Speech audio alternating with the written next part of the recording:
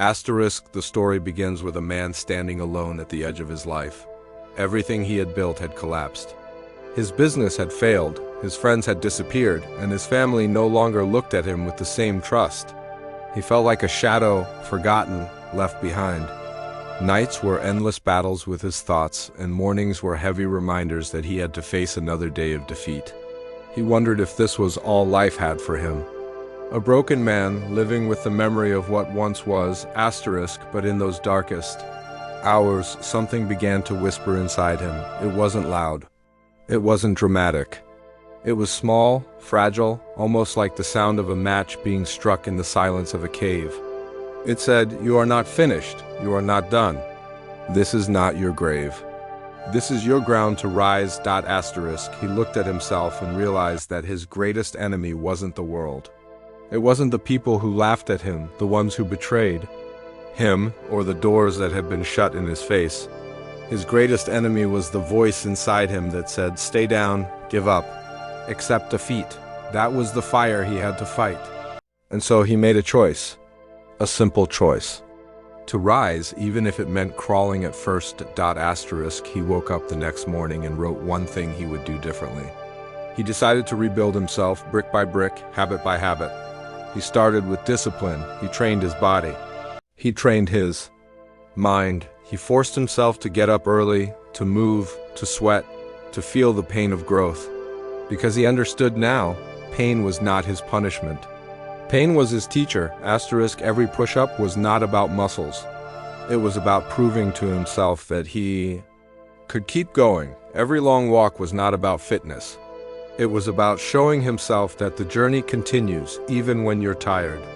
Every page he read, every note he wrote, was a statement to life itself. You may burn me, but I will not stay ashes. I will rise. Asterisk. As weeks turned into months, people began to notice something different. Not because he was suddenly successful, again, but because his eyes carried a fire, a quiet confidence, the kind that cannot be faked, cannot be bought. It comes only from the battles fought in silence, when nobody else is watching. Asterisk. He no longer lived to impress others. He no longer lived to chase validation. He was building something greater, himself. And as he grew, opportunities slowly returned. The same people who once turned away began to ask how he was doing it. But he didn't give them a secret formula. He only told them one thing.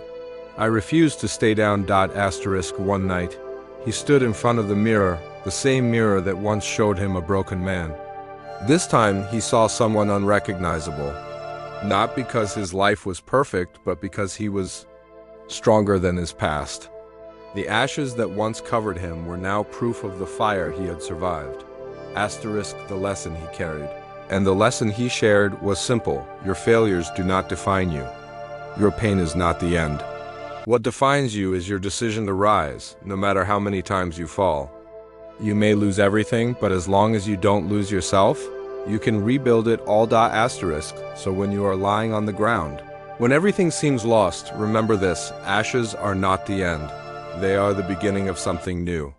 You are capable of becoming more powerful than the fire that tried to destroy you. Asterisk. And one day, when people see you, they won't just see a survivor. They'll see someone who transformed his suffering into strength, someone who stood taller because he once fell. Asterisk. The man who rose from his own ashes is not just a story. He is a mirror. He is every one of us. And if he could rise, so can you.